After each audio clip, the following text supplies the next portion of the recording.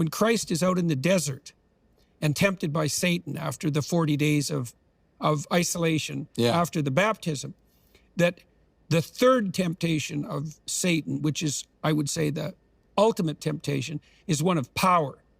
Right. Now, it's very interesting. You can have all of this. Right. It's straightforward power. And that's the temptation that Moses falls prey to continually in his work as the Exodus leader as well. It's why he doesn't get into the promised land. Like, there's a very strict, and it's something that Christ himself forswears utterly. No force, right, regardless of the provocation. Yeah. Now, what you have here in this doctrine that you just described is not only the desire for universal destruction, which, as you pointed out, is part and parcel of Marx's celebration of Goethe's Mephistophelian doctrine, but also allied with worship of power itself. Right. Because otherwise, why the forcible? Right. Because he could have written the overthrow of everything. That's right. And That's that could happen at the level of idea. Yeah. And of course... Or even the phrase, the end, right? It can only be attained with the end of all. Right. Yeah. But no, they want the forcible overthrow. Right. Which begs the question. Okay, so what is it that you want? Do you want the end state where everything's raised to the ground so that you have a new beginning? Or do you want all the absolutely satanic pleasure of the act of forcible destruction? Right. And I would say, if you spend any time at all analyzing the history of Stalinist Soviet Union, including the Leninist period, for that matter, what you see fundamentally is a celebration of sadistic devastation, right? That's the fundamental ethos. That's the fundamental goal. Now, the flag waving about the new utopia that's going to be created in the future, that's all cover story. That's all camouflage. Sure. The actual worship is, because the things that happened in those communist countries are so appalling that, it's unbelievable. Well, that people won't pay any attention to them because they're too much to even contemplate. Right. And so no one wants to know anything about them.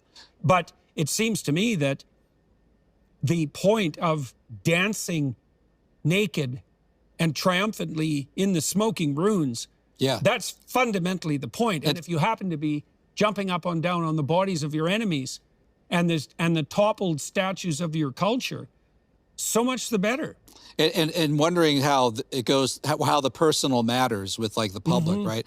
Okay, the end of his manifesto calls for the forcible overthrow of everything that exists. So that's an actual policy prescription at the end, right? We're going to forcibly overthrow everything that exists. And as we saw in the private, that's what he believes in his life, in the poetry. So you see it in the poetry. So you see one directly leads to the other. His hatred of religion, right? Communism begins where atheism begins. The famous line, the opiate of the masses, right?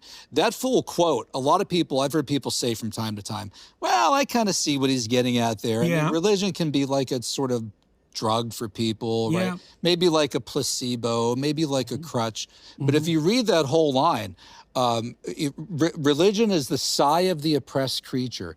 It is the heart of a heartless world. It is the soul of soulless conditions. It is the opium of the people.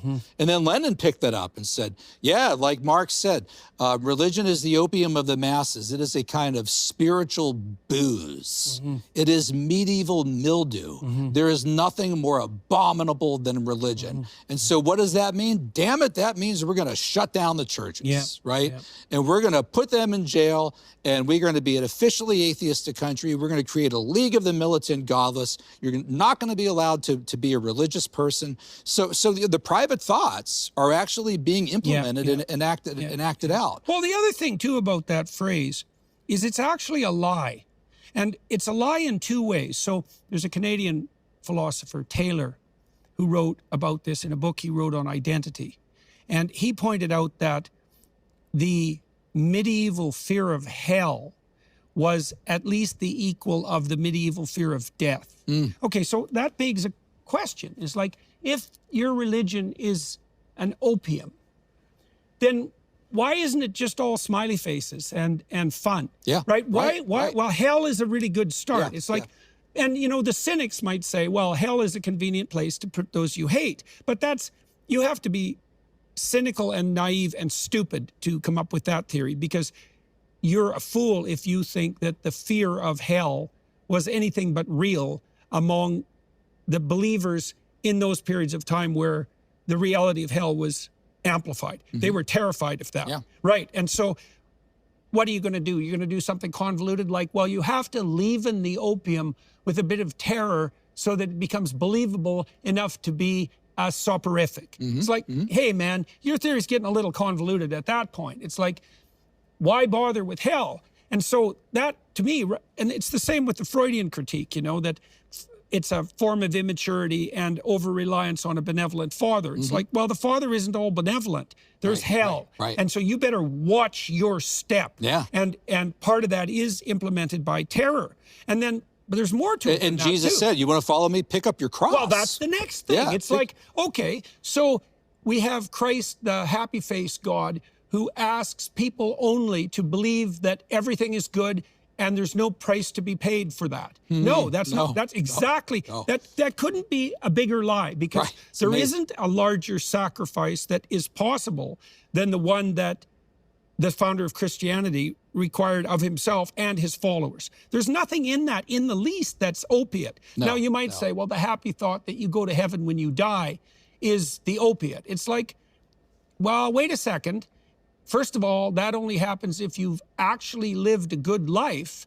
And the cost of not doing that is, well, now we're back to the hell problem. So I don't buy the Freudian interpretation that it's all, you know, immature dependence on the Heavenly Father, so to speak. And I certainly don't buy the Marxist doctrine that there's anything about it that's opiate. Now, you could say any naive person and any person looking for unearned security could take any doctrine and use it as a security blanket. And I think there's some truth in that. But boy, if you don't think that applies to radical leftism as much as it applies to Christianity, far more than it applies to Christianity, you're not thinking in the least. I mean, what you see with the radical leftists on campus now is that they make the presumption that all the leftist theorizing is predicated on an admirable compassion. It's like, well, if you want an opiate, there's one. Right. That's right. Hypersimplification, pathological hypersimplification that's Right. morally self-serving and dangerous beyond belief. Right. Right. So, And Mark said, I was just looking for the quote right now and I couldn't find it, but one of his criticisms of Christianity later was he said it preaches cowardice, self-contempt, self-abasement, self-sacrifice. It's like, well, yeah. I don't know if it preaches cowardice, but it preaches no, self-sacrifice. those things don't go in the same category. Right, exactly. No, they certainly don't. I know, but Christ didn't lack courage. Right. Right. But for Mark, it was about the selfishness, and in fact, that moment where the devil is tempting Christ, right? And Christ says to him, man does not live on bread alone. Yes. Right?